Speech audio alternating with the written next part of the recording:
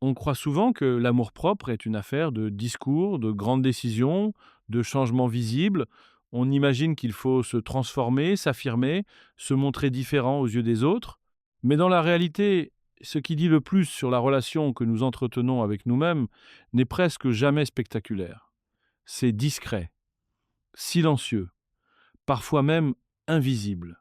Prendre soin de soi ne commence pas par ce que l'on montre, mais par la manière dont on se traite quand personne ne regarde, dans ces moments ordinaires où aucun témoin n'est là pour valider ou applaudir.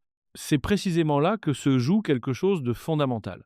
Beaucoup de personnes vivent avec une forme de dureté intérieure permanente, elles se parlent mal, se pressent, se négligent, s'imposent des rythmes qu'elles n'imposeraient jamais à quelqu'un qu'elles aiment, et pourtant, elles continuent à penser qu'elles manquent d'amour-propre, parce qu'elles ne sont pas assez confiantes, pas assez affirmées, pas assez performantes, alors que le véritable problème est souvent plus simple et plus profond, à la fois. Il réside dans l'absence de gestes élémentaires, de respect envers soi-même. Manger sans attention, dormir mal. Ignorer les signaux de fatigue, minimiser ce que l'on ressent, accepter trop facilement ce qui nous abîme.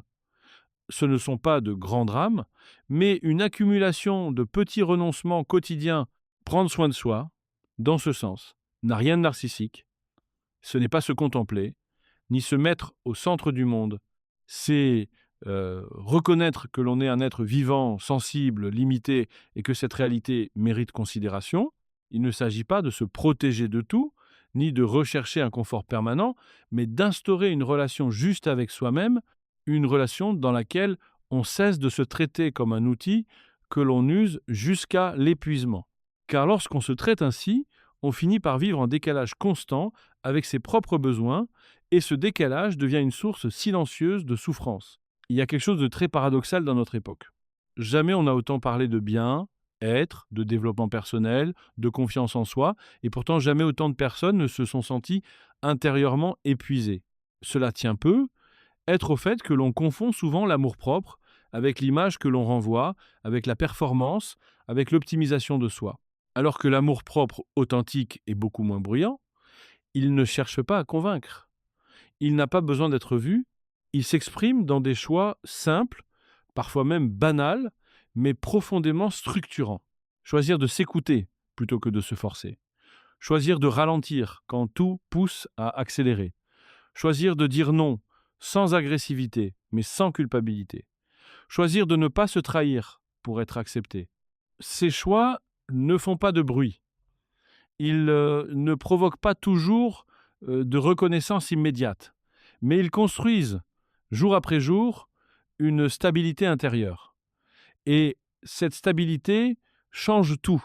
Elle modifie la manière dont on pense, dont on agit, dont on entre en relation avec les autres. Elle crée une forme de paix qui ne dépend plus autant du regard extérieur. Ce qui est frappant, c'est que beaucoup de personnes attendent d'aller mieux pour commencer à prendre soin d'elles, comme si le soin était la récompense d'un état déjà apaisé. Alors qu'en réalité, c'est souvent l'inverse. C'est le soin, même minimal, même imparfait, qui ouvre la voie à une transformation plus profonde. Prendre soin de soi n'est pas la conséquence de l'amour-propre. C'en est souvent le point de départ. Un point de départ modeste, mais décisif. Ce qui rend cette question délicate, c'est que beaucoup de personnes ont appris très tôt à se méfier de leurs propres besoins. Elles ont intégré l'idée que s'écouter était une forme de faiblesse, que ralentir signifiait renoncer, que prendre soin de soi était incompatible avec l'exigence, la responsabilité ou la réussite. Alors elles avancent en se coupant peu à peu d'elles-mêmes, persuadées que la dureté est une condition de la solidité.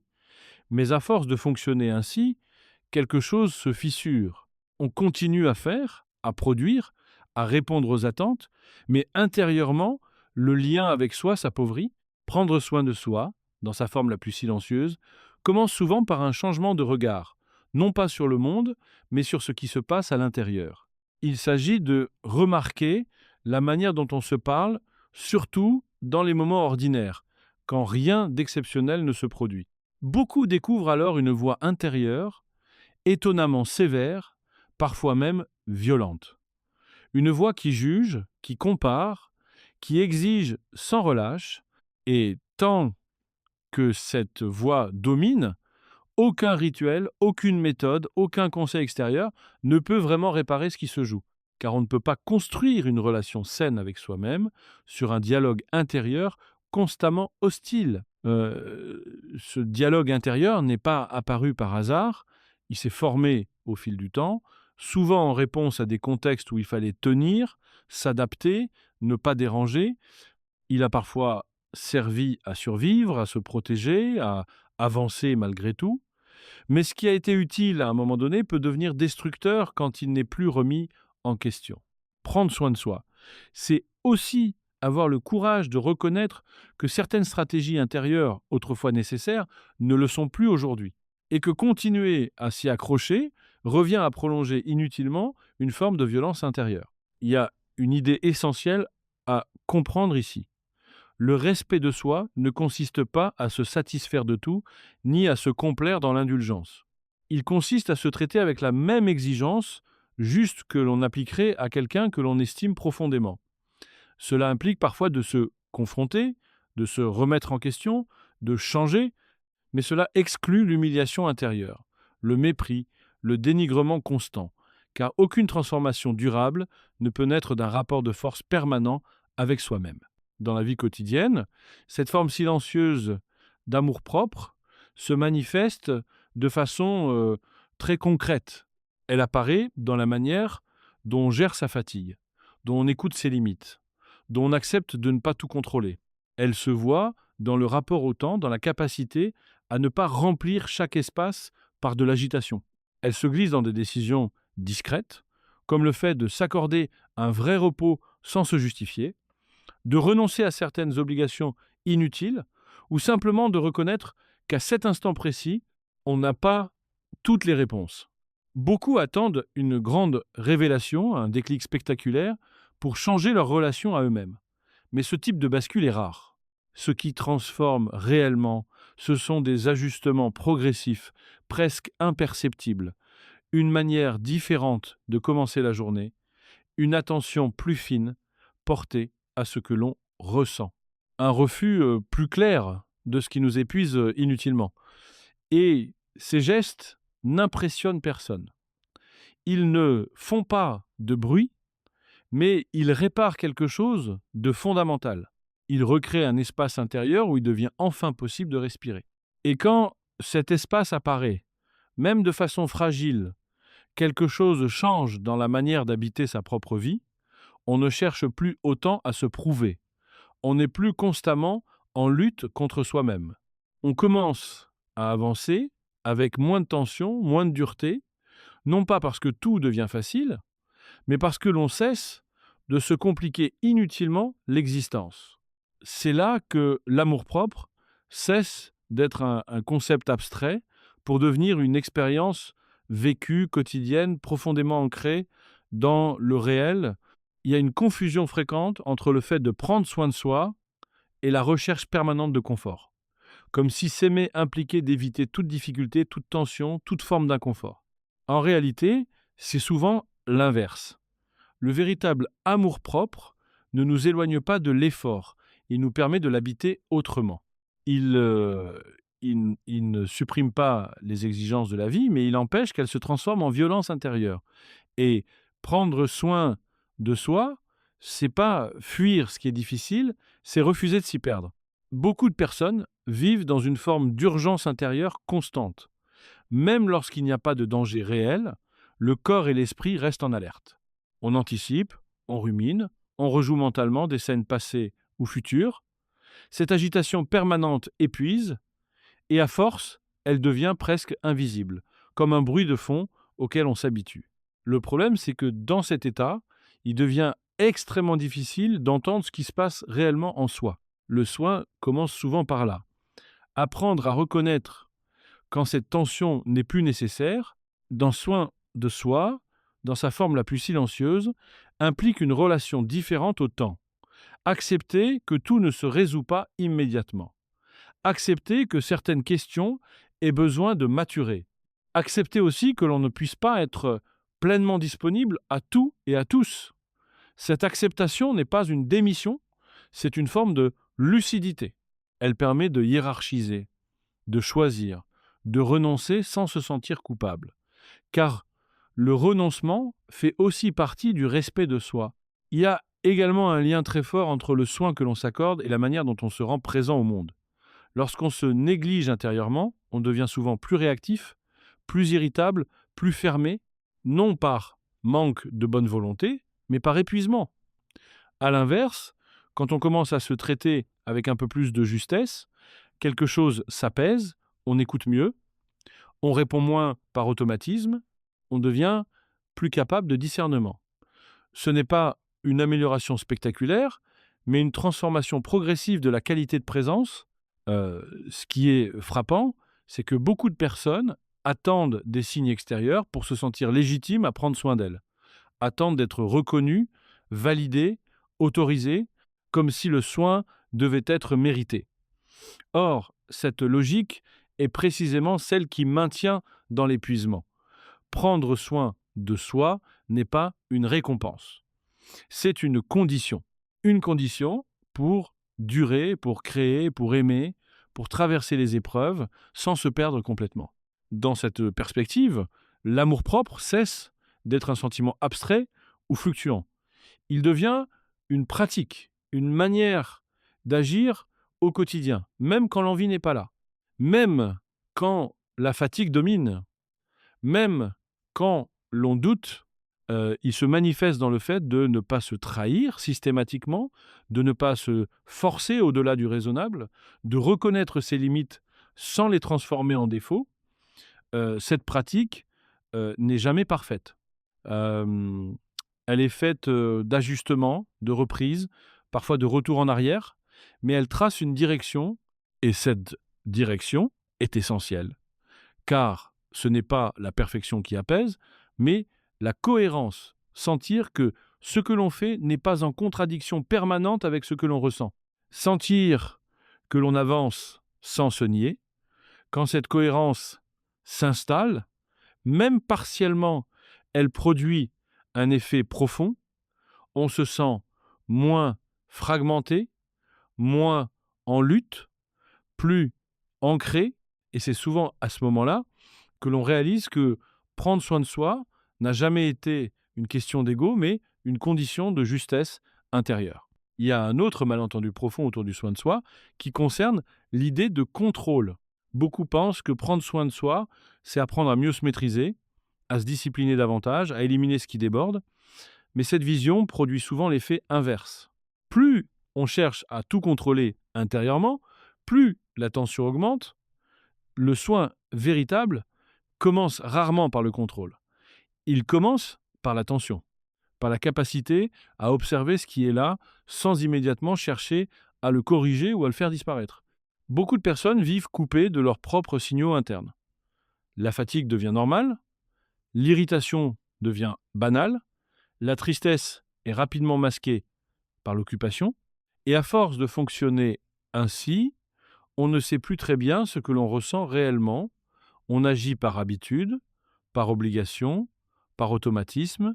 Prendre soin de soi, dans ce contexte, consiste d'abord à restaurer une forme d'écoute. Une écoute simple, presque naïve. Que se passe-t-il en moi, ici et maintenant? De quoi ai-je réellement besoin, au-delà de ce que j'exige de moi-même? Ce type d'écoute n'a rien de spectaculaire. Il ne conduit pas toujours à des réponses claires ou immédiates. Parfois, il révèle seulement un inconfort diffus, une lassitude, une confusion. Mais reconnaître cela est déjà un acte de respect, car tant que l'on refuse de voir ce qui est là, on se condamne à réagir de manière mécanique, et c'est précisément cette mécanique qui entretient l'épuisement. Le soin commence quand on accepte de ralentir suffisamment pour percevoir ce qui était jusque-là couvert par le bruit intérieur. Il existe aussi une dimension éthique dans cette manière de prendre soin de soi, car la façon dont on se traite influence directement la façon dont on traite les autres. Une personne qui se malmène intérieurement finit souvent par se durcir extérieurement, non par méchanceté, mais par manque de ressources. À l'inverse, lorsqu'on apprend à se traiter avec un minimum de considération, on devient plus capable de patience, de compréhension, de présence réelle. Le soin de soi n'est donc jamais uniquement personnel. Il a des répercussions silencieuses mais profondes sur la qualité des relations. Dans cette perspective, poser des limites devient une forme essentielle d'amour-propre. Non pas des limites agressives ou défensives, mais des limites claires. Savoir dire non quand dire oui revient à se trahir. Savoir s'arrêter quand continuer ne ferait qu'aggraver l'épuisement. Beaucoup redoutent ces moments, par peur de décevoir, de perdre l'estime des autres ou de se sentir égoïste. Mais en réalité, ce sont souvent ces limites qui restaurent une forme de dignité intérieure. Elles permettent de sortir du sacrifice permanent, qui finit toujours par coûter plus qu'il ne donne. Prendre soin de soi, dans sa forme la plus silencieuse, implique aussi d'accepter une certaine vulnérabilité. Reconnaître que l'on ne va pas toujours bien, que l'on ne peut pas tout porter seul, que certaines périodes demandent plus de douceur que d'exigence. Cette reconnaissance ne rend pas faible, elle rend juste.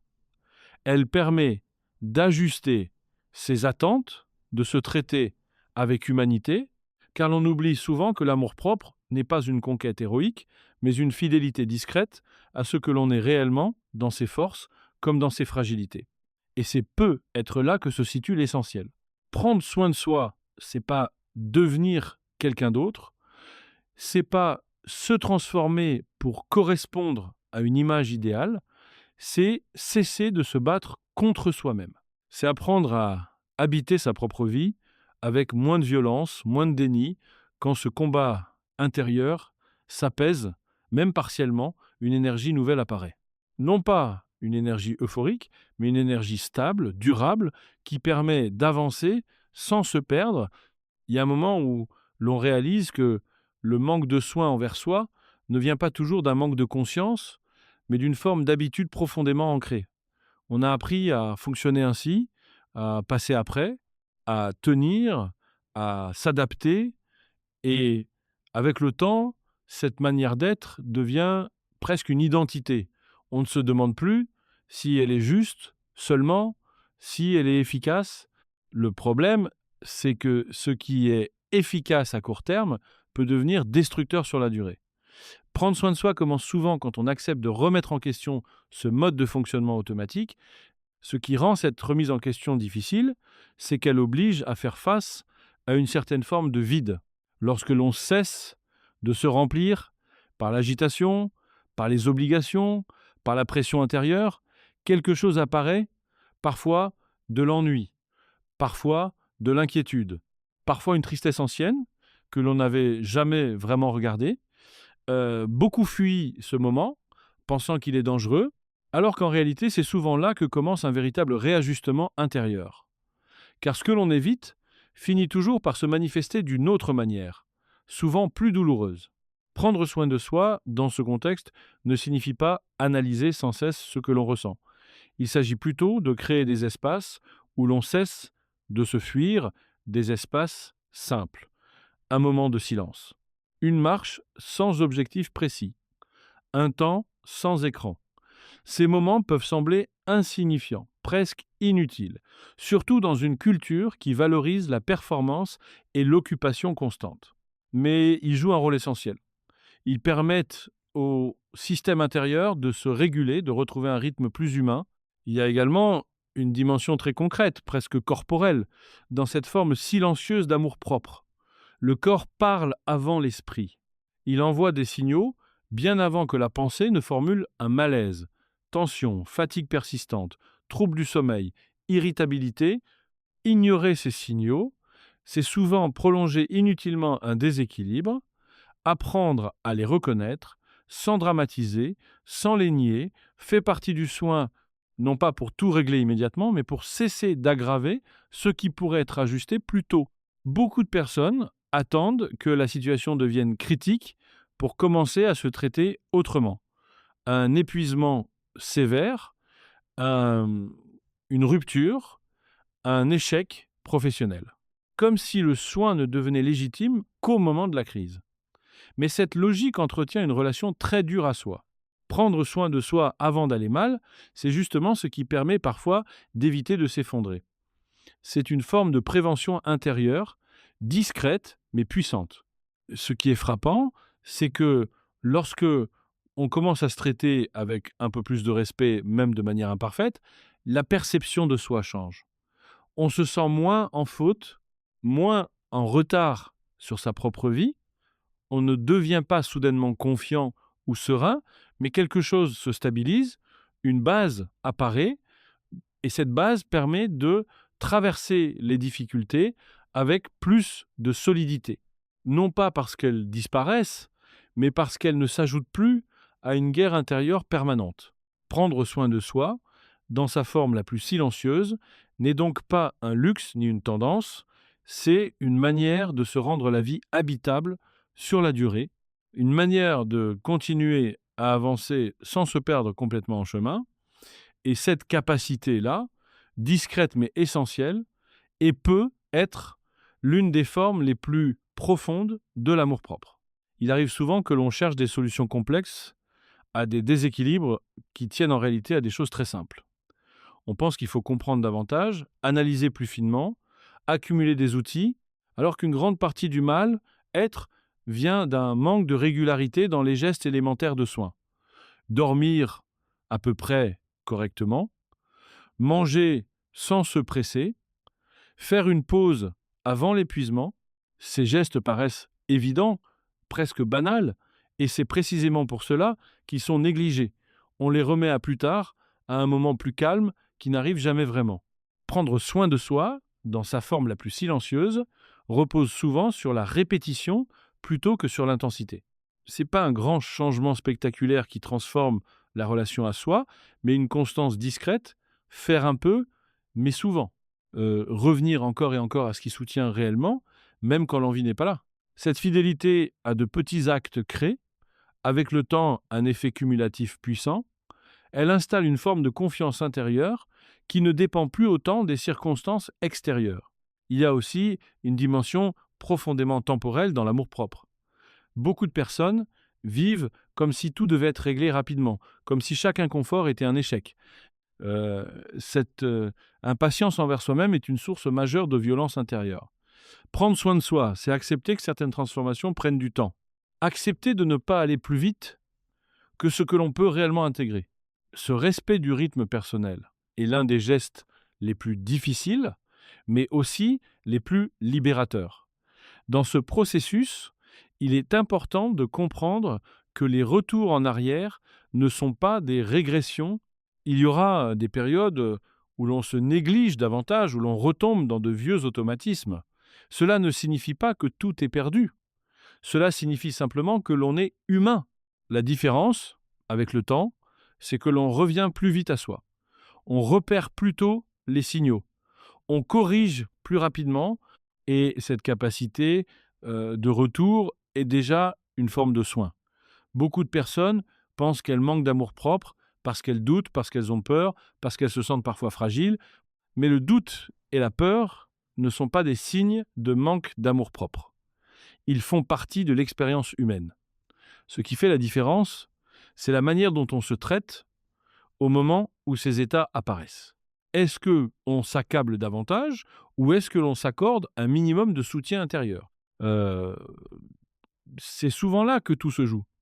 Prendre soin de soi, ce n'est donc pas supprimer l'inconfort, mais apprendre à ne pas l'aggraver inutilement, c'est refuser de rajouter de la dureté à ce qui est déjà difficile. Cette posture change profondément la manière de traverser les épreuves.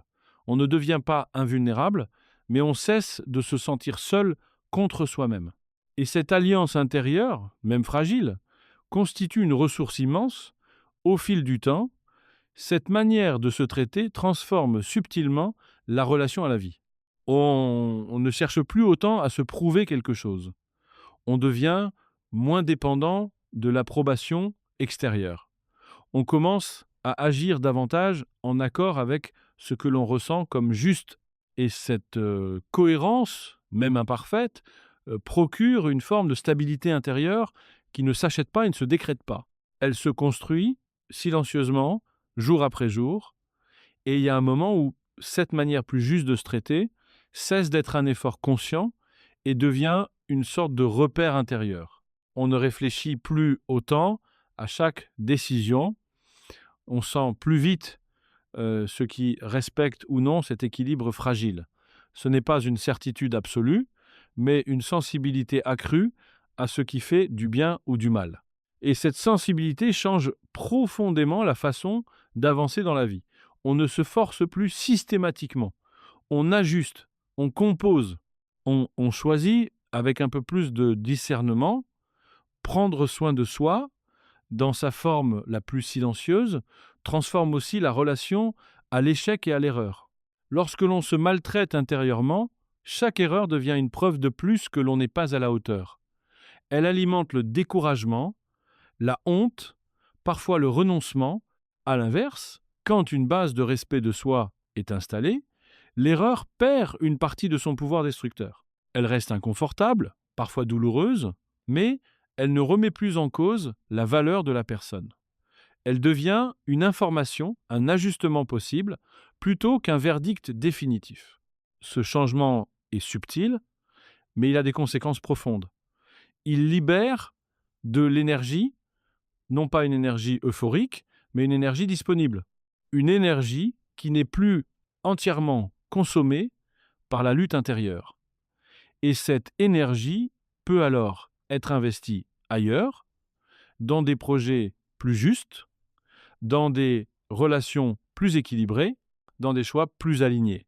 Beaucoup découvrent, alors qu'ils n'étaient pas réellement fatigués de la vie, mais épuisés par la manière dont ils se traitaient en la traversant. Il y a également une transformation dans le rapport au regard des autres. Lorsque l'amour-propre repose uniquement sur l'approbation extérieure, chaque interaction devient un enjeu. Chaque désaccord est vécu comme une menace. Prendre soin de soi permet de desserrer cette dépendance.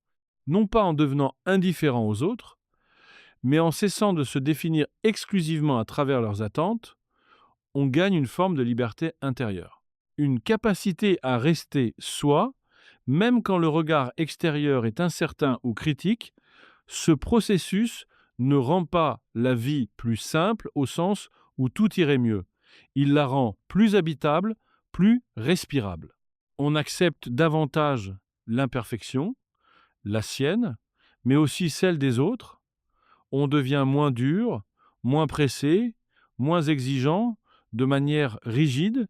Cette souplesse intérieure n'est pas un abandon des valeurs, mais une manière plus humaine de les incarner. Elle permet de durer sans se briser. Prendre soin de soi, finalement, c'est pas ajouter quelque chose de nouveau à sa vie, c'est souvent enlever. Enlever ce qui pèse inutilement, enlever ce qui use sans construire, enlever cette voix intérieure qui exige, sans jamais soutenir, ce travail de dépouillement est discret. Il ne se voit pas toujours de l'extérieur, mais il modifie en profondeur la manière d'habiter son existence. Et lorsque l'on regarde le chemin parcouru, on s'aperçoit que cette transformation ne s'est pas faite dans le bruit. Il n'y a pas eu de grands tournants spectaculaires. Seulement une série de choix modestes, répétés, cohérents. C'est peut être cela, au fond, la forme la plus silencieuse de l'amour-propre. Une fidélité quotidienne à soi-même, sans mise en scène, sans justification, mais avec une constance qui change tout. Arrivé à ce point, quelque chose devient plus clair. Prendre soin de soi n'est pas une stratégie pour aller mieux rapidement, ni une méthode pour se transformer en quelqu'un d'autre. C'est une manière de se tenir auprès de soi, dans la durée. Une manière de ne plus s'abandonner intérieurement quand les choses deviennent complexes, floues ou difficiles. Cette présence à soi n'est pas spectaculaire. Elle ne se proclame pas. Elle se vit dans la continuité, dans la constance, dans la fidélité à ce que l'on ressent profondément. Beaucoup de personnes passent une grande partie de leur vie à chercher à se réparer, comme si quelque chose en elles était fondamentalement défectueux. Mais ce regard est souvent injuste. Ce qui a manqué, ce n'est pas la volonté, ni le courage, ni la valeur personnelle. Ce qui a manqué, bien souvent, c'est un cadre intérieur suffisamment respectueux pour permettre à tout cela de s'exprimer sans se brûler. Prendre soin de soi revient alors moins à réparer qu'à cesser de se malmener. Et ce changement de perspective est décisif. Il ne s'agit pas d'atteindre un état idéal, stable, définitivement apaisé. La vie reste mouvante, imprévisible, parfois éprouvante. Mais quand une base de respect de soi est installée, on traverse autrement, on ne s'effondre pas à chaque difficulté, on ne se nie pas pour continuer à avancer, on accepte davantage les phases de fragilité comme faisant partie du chemin, sans les transformer en échecs personnels. Cette acceptation n'est pas une résignation, mais une forme de maturité intérieure. Prendre soin de soi, dans sa forme la plus silencieuse, modifie aussi le rapport au sens. On ne cherche plus constamment à remplir, à compenser, à prouver. On devient plus attentif à ce qui est juste plutôt qu'à ce qui est valorisé. Cette justesse intérieure agit comme un fil conducteur. Elle n'empêche pas les doutes, mais elle évite la dispersion. Elle permet de faire des choix moins bruyants mais plus solides, des choix qui ne demandent pas d'être constamment défendus parce qu'ils sont ressentis comme profondément cohérents. Au fond, l'amour-propre ne peut être rien d'autre que cela. La capacité de rester en lien avec soi, même quand c'est inconfortable, même quand ce n'est pas flatteur, même quand cela demande de renoncer à certaines illusions. Ce lien ne rend pas invincible, mais il rend moins vulnérable à la trahison intérieure. Et c'est souvent cette trahison, plus que les épreuves elles-mêmes, qui blesse le plus. Quand on cesse de se trahir, même imparfaitement, quelque chose se réorganise. Le regard sur soi s'adoucit. La relation aux autres se clarifie. Les attentes deviennent plus réalistes. On avance avec moins de tension, moins de bruit, moins de lutte, et, sans forcément s'en rendre compte, on construit une forme de solidité tranquille, une solidité qui ne dépend pas de la reconnaissance extérieure, mais de la qualité du lien que l'on entretient avec soi-même. C'est peu être cela, finalement, la forme la plus silencieuse de l'amour-propre. Non pas un sentiment exalté, ni une certitude permanente, mais une présence fidèle.